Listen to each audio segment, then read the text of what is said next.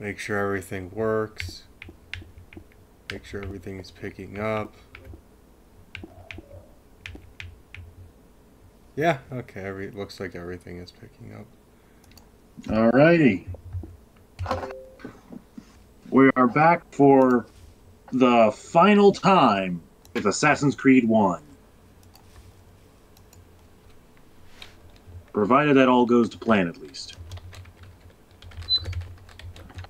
I will one day remember to put that thing on vibrate.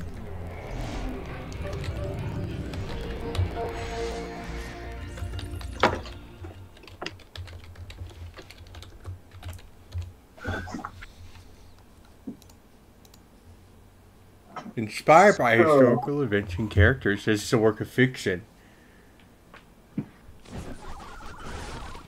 So, the rest of the world is talking about it. We may as well do the same. Legend of Zelda live-action movie currently in production. See, the fact that it's live action, I don't like. Yeah, I would have preferred for it to be an animated film as well, but at the same time, I can see ways that this will work out pretty well. Yeah. I'm eager to see what they do with Link, Zelda, Ganondorf. I'm looking forward to seeing if it'll be like retelling the events of one of the games, or if it'll be an entirely original plot. This highly original plot is when the timelines merge, and this is a canon Zelda film. It's the events that re-merged the split timeline that would lead into Breath of the Wild. Yeah. In other words, Hyrule Warriors 1. Yes, I'm being stubborn about this. No, I don't give a damn. You just really want it to be canon. It makes sense, okay? Clear the area of archers and guards. A massive space-time anomaly like that taking place leaves a lingering effect. But come on, we all know that's just a theory. A game theory! And thanks for watching. And one of the few that MatPat has made that I genuinely agree with.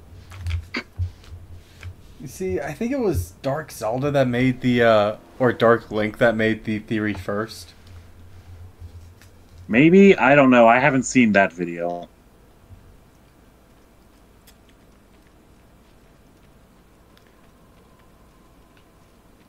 Let's see. It'd be so nice to just kill the master now. Yeah, but... Go sit all up in this biatch. Yeah, but we've got to go through the events of the game. Yeah.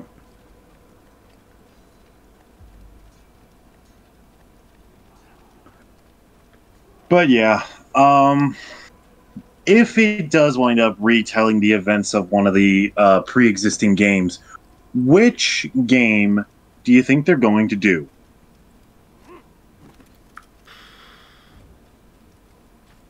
A part of me really would love to see a live-action Midna.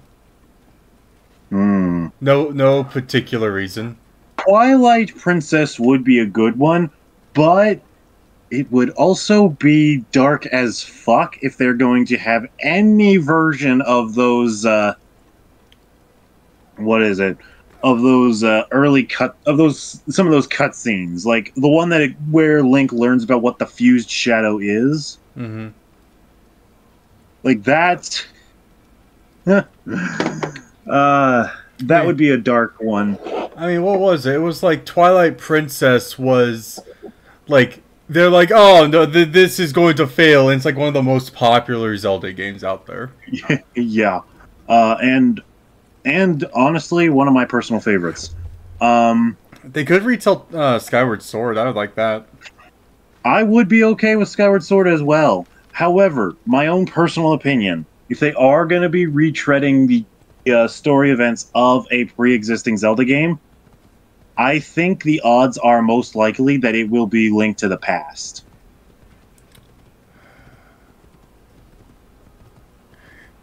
Hey, you're saying Link to the Past when Link to the Past is just as fucking dark as Twilight Princess. Okay.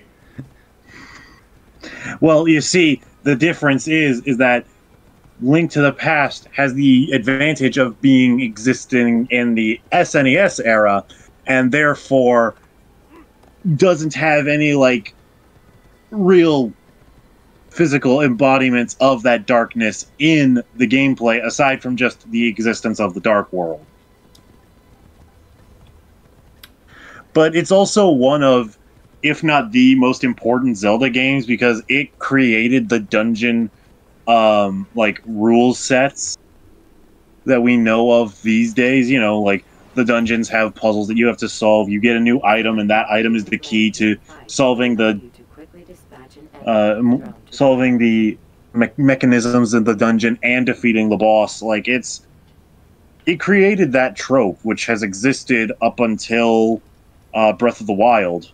Wait. Nah, screw it. Spirit Tracks. I mean, they could. We are going Train Boy. I can't say that. God damn it, iPhone, you're rubbing off on me. I can't say that.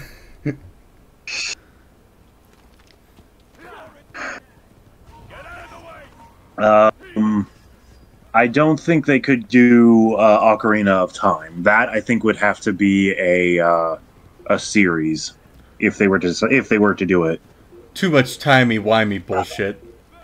Well, too much timey-wimey bullshit and too much time with young Link and adult Link in tandem with each other. So it's like, you know. Oh. I was pressing the wrong button. Yes, you were. But yeah, like, I will admit, I'm gonna go into this Zelda movie very skeptically. But I think it can turn out pretty good. Yeah. Let's see. Next, we need to have a Earthbound? No, not Earthbound. Is it Earthbound Kirby? with the... No. Well, a Kirby film would be nice also. But like with well, I think the game series is Earthbound. You mean Ness and his little group? Yeah. 1 second. Everything is just so loud for me. Well, since we're talking about live action stuff, I found one of those little shit, I don't know what they are.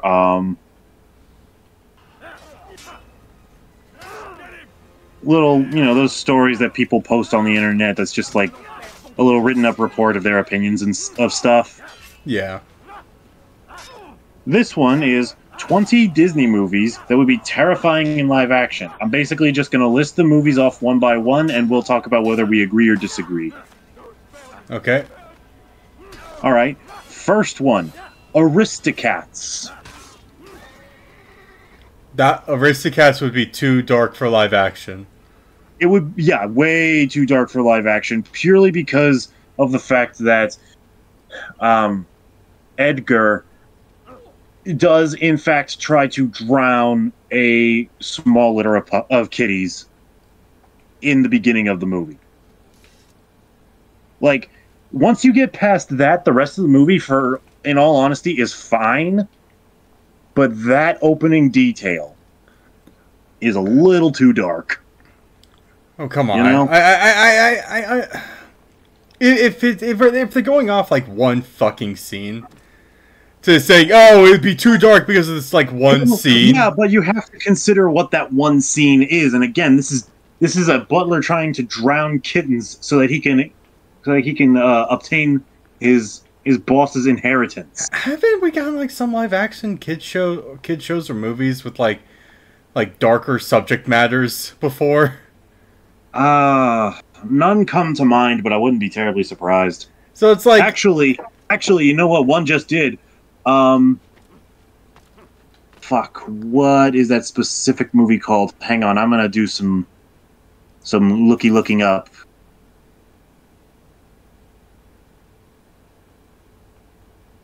Because otherwise, this is gonna bother me. Because like if the criteria is like one dark scene to make it super dark and unsuitable, it's like one, the Aristocats would not do well with live action to begin with, because Okay. if we take a look at Lion King and Little Mermaid, I haven't seen Little Mermaid, so I'm not going to shit on the story. I'm not going to shit on the actress. I'm just going to shit on the fact that Sebastian and the fucking flounder. Wow, can't believe his name was fucking Flounder. It's been a long time since I've seen Little Mermaid. You're fine. You're fine. They just don't. They look lifeless and soulless. They're like. Also, yeah, but also Sebastian is a wrong type of fucking crustacean. I'm sorry. I mean, maybe, but he's still hilarious. Yeah, but still, he's the wrong fucking crustacean. If I remember correctly, they made him a ghost crab, which can't fucking breathe underwater. That thing goes in the water, it fucking drowns. Neither can a seagull, but in the remake, there's an entire scene where Scuttles dives underwater and has full-on conversation with Ariel, Flounder, and Sebastian. It's a Disney princess movie. You don't think too hard about it. I'm thinking too hard because I'm just going to criticize it for no other reason than they ruined my nostalgia. Anyways, next one. Well, before we go to that, I have the one kids movie that like handles like a rather adult theme. Winnie the Pooh covered racism. Well, it's not like they fucking killed someone, so. I mean, that depends on which movie you're watching, but we're not talking about that one. Oh, come on. Everyone knows Winnie the Pooh is just about a schizophrenic kid or a schizophrenic man who forgot to take his medication. A Bug's Life is the next movie, and this one would be horrifying for pretty much all the reasons that we complain about with the Lion King remake. It would be a bunch of soulless bugs in CG. One of which is a literal goddamn Black Widow. I really want to say something out of pocket, but I don't know if I should. Next is Hunchback of Notre Dame, and I don't really know if I agree with this one. No, it's going to be the same exact reason with the Aristocats. No, because here's the thing. No. It opens up with Frollo trying to kill a fucking baby. True. If that's not the fucking reason, then this double standard is bullshit. Yeah, but here's the difference. With Edgar, he follows through on his intent. With Frollo, the Archdeacon interrupts him before he can let Quasimodo go down the well. So that tiny little loophole would technically make that scene better than the Aristocats drowning kitties scene. Yeah, but it has the same dark impact because it still like covers the same kind of shit of. Yeah, but that is not even. But the darkness of just like how religion is approached in that movie is worse, frankly. Yeah. But at the same time, fuck, I want to see a live action rendition of Hellfire. If they fucking do a live action... Yes, because that's one of the most badass villain songs that Disney's ever given us. Because here's the thing. If I hear that they are going to fucking take out Hellfire, and they're going to add in some bullshit, like, female song about, like, female empowerment, I'm like, okay, but why the fuck did you take out Hellfire? It's legit about a corrupt deacon dealing with the fact that he fell in love and he's not supposed to. Judge, not deacon. Judge, deacon. He's a holy he's a holy prick. Like. I mean, yes. Anyways. All right. So, next one. The Brave Little Toaster. I'm gonna be honest. I've never seen that movie, so I don't really have a stake in this fight. I can see why. The visuals are very fucking dark, and if I remember, at the end, spoiler, but this spoiler could be completely wrong. At the end, I think they all fucking die. Wow. Yeah, it is legit about, or like they make it. Disney movies of that age weren't afraid to go a little bit on the darker side. So yeah. Okay.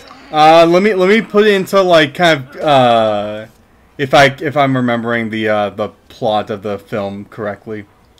You remember how in Toy Story 3 they're trying to escape the inferno of the garbage place, yeah, you know? And they're like, Andy got rid of us. No, he didn't. His mom. So in The Brave Little Toaster, it's just about a group of like kitchen or household appliances, basically getting tossed out because they're out of date, and they go on an adventure to try and make it back to their human. Okay. Because they're like, there's no way he would get rid of us. And like as they progress, they all slowly, one by one, start dying.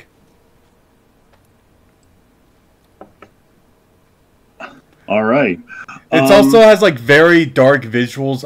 I think it's like there's like one scene where they're like in the a trash. I might have to check this movie out if you are even remotely close to being correct. Yeah, it's like they go to like a garbage like a dump place. Yeah. And the entire thing is, I think like they get high off of like fumes, and okay, that era of Disney did characters that were high and drunk all the time. That doesn't mean a thing. Yeah, but it gets some of them killed, if I remember correctly. Like, they have the fucking time of their life tripping their balls off. And then, like, some of them just fucking die. Dude, watch some of the shorts that Disney and Pixar have brought out. They get fucking dark, man. I like I like the shorts about the old man that's playing chess by himself. That's always hysterical. Because he has no friends. So you in 30 years. So, anyways, yeah, not going to deny it. Fuck here's friendship. Here's one that needs no debate as to why we agree with it. Chicken Little. Nah, I'm going to fucking disagree for the sake of you say we're going to agree. I know exactly why we would agree, but I'm going to disagree over the sole fact of... It was a dumpster fire that Disney slapped together so that they could make sure that Pixar didn't get a better pay raise. I am not making this up. Nah. It's legit about the boy who cried wolf. Except the boy cried aliens. Nah, he cried sky is falling. No one fucking believed him. Then when it finally happened, after he became popular, he's like, the sky fell. And then it was like, I'm so disappointed. The dad was a fucking deadbeat. I'm going to like kind everybody makes that same comment, and not everybody's fit to be a parent. I can't help it. I'm sorry. It's just a fact. Well, he tried his best, but I think he did his best. But the problem is, he just had no idea what the fuck he was doing. Like, he gets an A for effort. He just doesn't get an A for results. Yeah, I mean, like every parent is basically like that. Yeah. All right. Well. Anyway, all the ones that try are like that. Yeah. Here's the next one. And this is one that I actually forgot was a Disney movie. Okay. Romeo and Juliet. And honestly, no. I don't see why this one would be, quote, horrifying, since it would just be Toy Story rules. Like, literally. Toy Story rules. There's there's a scene where one of the gnomes get shattered into pieces. Yes, there is. Yeah, it's Tybalt. He gets thrown off of his mower and crashes against the wall. Yeah. But at the same time, the smashing, like the actual impact, is off screen, so they can easily just do that again in a live-action remake. So like, just saying. Yeah. Also, Next I up- did like chicken literals because it was just a Chicken Little was it was chicken, a good like, there's dumpster nothing fire. inherently wrong with it, but for the life of me, I can't bring myself to go back to it. Next up is Wreck-It Ralph. Honestly, I don't think this movie would work at all as a live action. It really wouldn't. Just because the concept is they are all video game characters. Wait, one sec. You fucking bitch! Get out of my goddamn way! Holy sh... The Return of the Hobo. No! Fuck. I'm sorry. I'm All right. sorry. You're fine. That was fully justified anger. It's like every fucking time I'm trying to do something, get the fuck out of my way, you goddamn whore! I'm sorry, that's a very strong word, but like...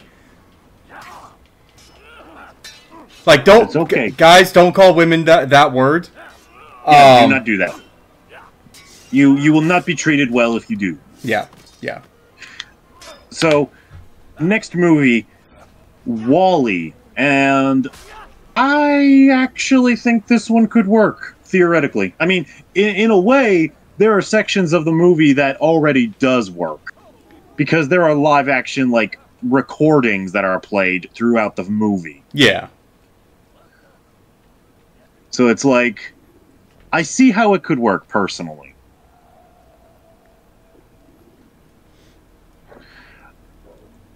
And I think the only thing that would be quote-unquote horrifying is Wally's semi-death and subsequent brain reset at the end of the movie, but that's about it that I can think of.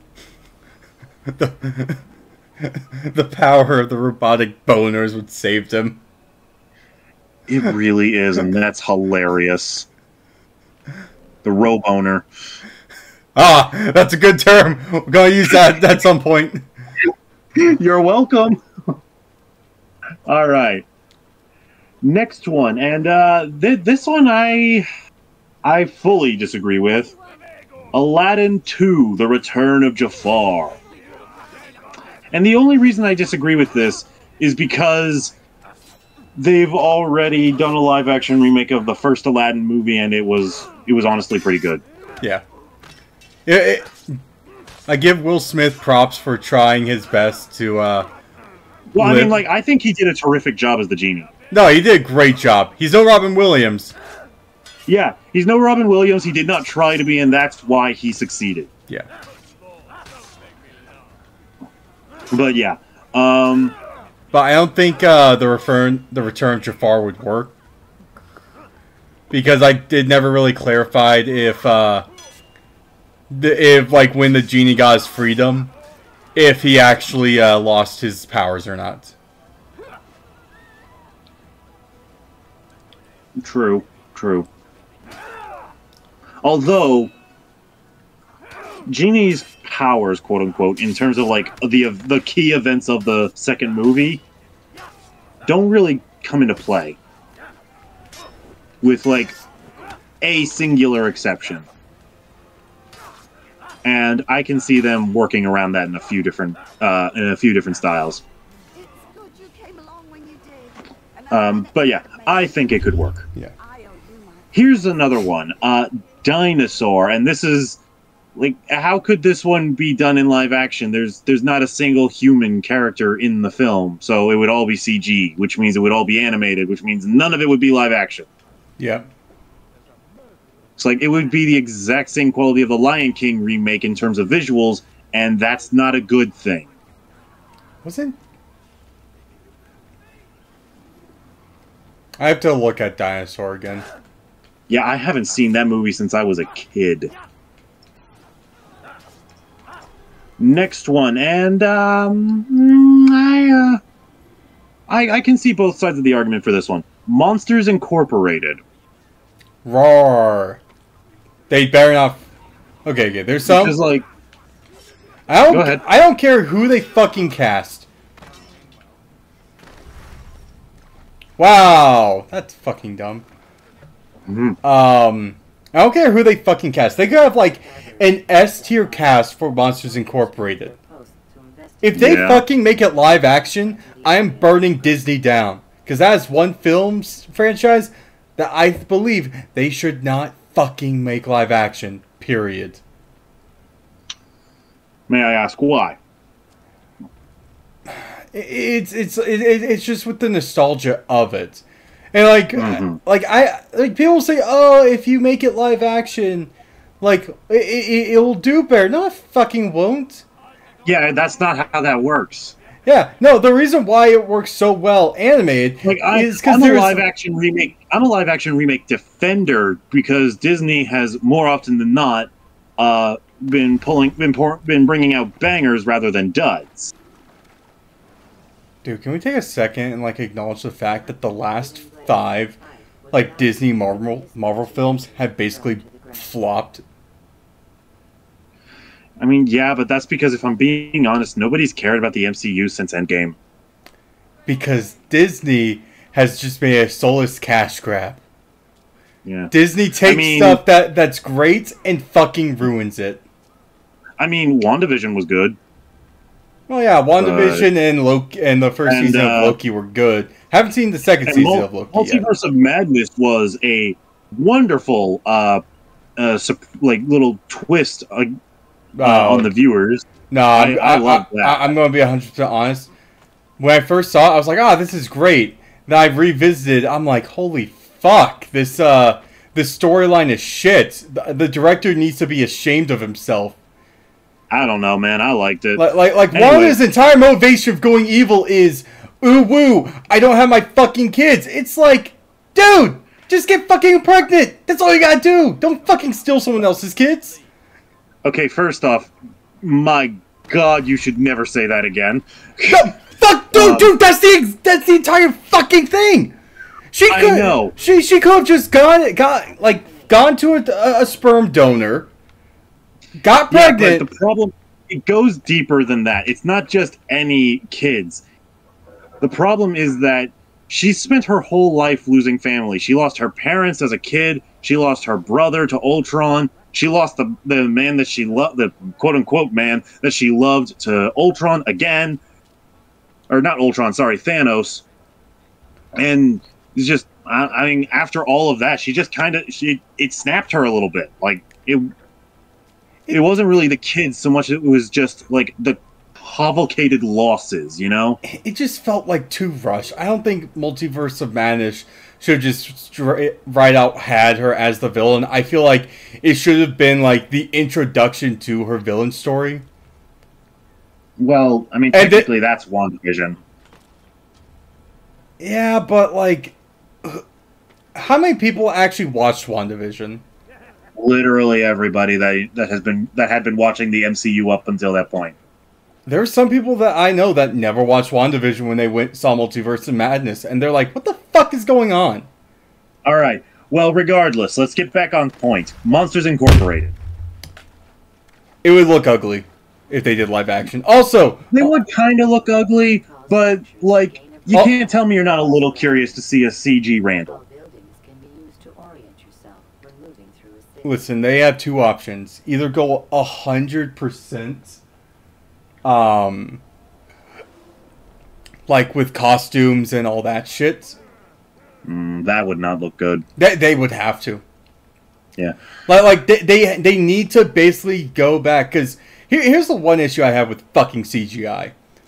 Oh boy. Movie industries are too fucking over reliant on CGI, where it really just like burns out and ruins. Like the people that work on it, they're like, oh, I had fun. Dude, they put in like couple like hundreds, if not thousands of hours, like animating. When it's like, that time could have been spent like, you know, like doing practical effects. Because practical effects can go a lot farther and save a lot more money. Yeah, but the problem is, it's the hot thing, you know? Fuck the hot thing. It's all marketing. That's the problem. Yeah. Anyways, the next movie on the list, and I 100% agree with this opinion, The Black Cauldron. Now, I will rank The Black Cauldron as it is as a B tier movie on the absolute best of days and a low C tier the rest of the time. But every single scene with the Horned King and his, especially near the end where he dies and gets sucked into the cauldron, that shit's horrifying. Nah, we need more dark shit. We need more kids to be unhinged and okay with the dark side of things. So I say they go all in. They make the Dark Cauldron even fucking darker. And they could do PG. They could do PG-13. All right. I mean, honestly, that would probably be the way to go that would kind of be their only option if they did make Black Cauldron again. So, moving on. Robin Hood, the old animated one where they're all foxes and bears and all that stuff. I disagree. I think it would be okay for the most part. Truth be told, I feel like there's just too many Robin Hood films out. There really is. So I feel like that would be something that holds it back. Like the Robin Hood trope has been done to fucking death. Yeah. Same with the Pinocchio trope. Yeah. Here's another one, and I don't really know where I stand on this one, as I didn't particularly enjoy this movie. Soul. Never saw it. My opinion is that, like, sure, live action could work, but we spend so much time with everybody as their souls that it doesn't feel like there would be much of a point. Yeah. And ooh, the characters are dead. Yeah, and kinda in the same vein, the next entry, Inside Out. Have you seen the new teaser, like the teaser trailer for Inside Out? I haven't seen it, but I saw a little news thing showing that there's a new emotion called anxiety, which is just dude, there's gonna be you're gonna love her, dude. There's gonna be 3 new emotions. Oh God, no! So it's anxiety. Okay, so anxiety, boredom. I wouldn't classify boredom as an emotion, but okay. And God, I forget what the third one was, but it's just gonna be as equally of a. She's a teenager, so I'm willing to bet it's something like love or whatever. No, I know it's not love, because here's the thing: if they fucking bring in lust or love, this thing is going to be unhinged as fuck. Because, I mean, there is a fan fiction out there where literally every single one of the original 5 emotions pressed the puberty button on her console, and apparently you're only supposed to push it the one time. So, like, Unhinged is not a stranger to this fandom. Yeah, but like, we're gonna go slightly off topic. We all know like those girls who be a little crazy. You're gonna need to be a little bit less generic. Okay, we know those girls who would punch a wall just because a boy doesn't give her attention. Oh yeah, those. You're saying that like if like love/lust were added into the movie, Riley would just become that. She would become a very fucking toxic teenager for a bit. And, like, the entire film would have to be them trying to get love under control. I mean, if I'm being honest, like, the end of Inside Out 1 had her meeting a guy that just had a complete meltdown, internal meltdown, at her mere presence. And then there's a short that is literally called Riley's First Date. So her budding or perhaps recently ended relationship with this guy could wind up being the plot. Yeah. But yeah, Inside Out I don't think Disney would go the love route for a while. They probably won't, at least not with Riley. Or again, if they do, it'll be like recently ended relationships, so they don't have to focus on it and rather just the aftermath, you know? Yeah. But yeah, anyway, Inside Out 1 as a live action remake. Same argument as with Soul. I think there's just too much time with the emotions that there would be just so much like special effects and animation that it just wouldn't matter. Like, sure, you could replace all the emotions with live action people, but again, their characters are just so animated. Like, fear, like, not fear, anger, for example, literally blows his top consistently throughout the movie. Yeah. So, like, and like at that point, you're just doing Hades from Descendants 3, like not even a joke.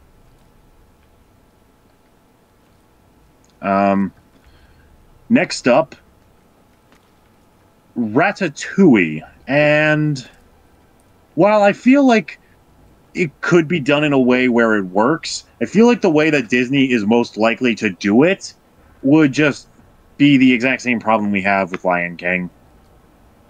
So I'm going to say this: there is a superior live-action mouse film called Mousetrap. Okay, well, these are rats, not mice. They're the same concept. It is the same concept. I'm just being a bitch. Yeah, but instead of, like, because with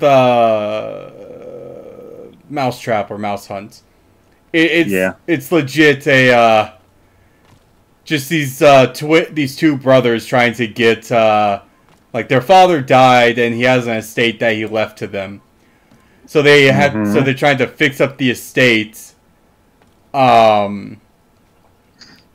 to kind of better whatchamacallit, to basically make money, because they're both flat broke, because one basically owes the mob, the other one wants to take the father's business over, but it kind of can't, because the entire business is a string business, like they make balls of string, and then this mouse, they somehow get to the factory. Instead of string, they make string cheese. Okay. And that mouse is the personal taste tester for all pieces of cheese. It is basically just Ratatouille. It came out before Ratatouille, also. Well, I mean, you know what I mean. Yeah. All right. Next entry.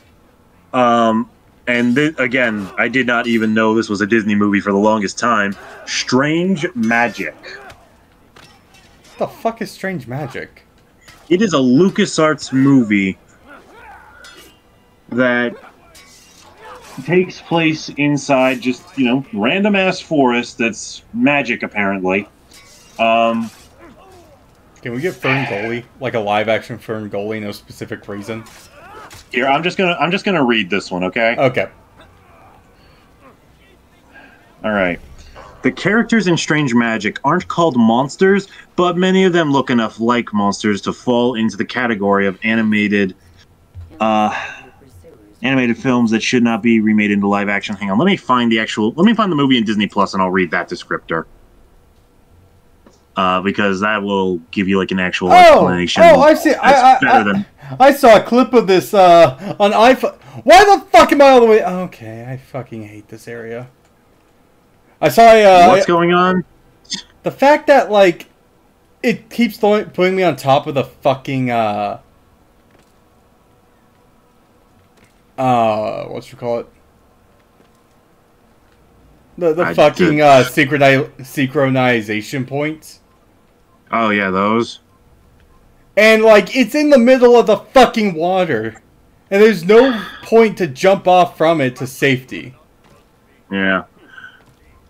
Alrighty, so Strange Magic. With a battle sparked over a mysterious potion, the tough fairy princess Marianne crosses paths with the sinister Bog King. As an adventure unfolds, their fanciful forest world will never be the same. In a madcap fairy tale jukebox musical, inspired by A Midsummer Night's Dream, popular songs help tell the tale of a colorful cast of goblins, elves, fairies, and imps, and their hilarious misadventures. You see, the fact that you just said jukebox musical, I have lost all interest. Honestly, it's actually not that bad. I'm gonna have to watch it at some point. But yeah, like I think this movie could do well, but yeah, some of the characters would look fugly.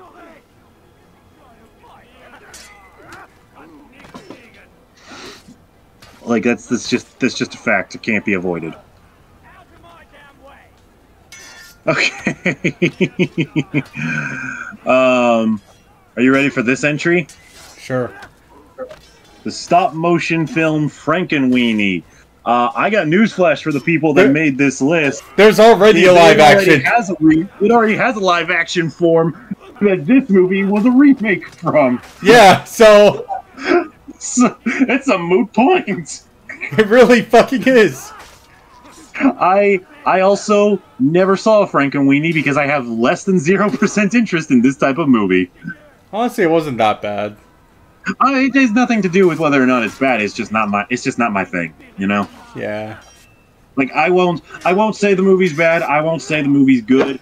I'll just say I have no real opinion because I have no desire to see it. Yeah. Okay, here's another one I haven't seen, but I can probably guess how a lot of it goes. The Adventures of Ichabod and Mr. Toad. Now, for all you younger folk who don't know, Ichabod is the Headless Horseman. Okay, so like that would explain why it would be too dark.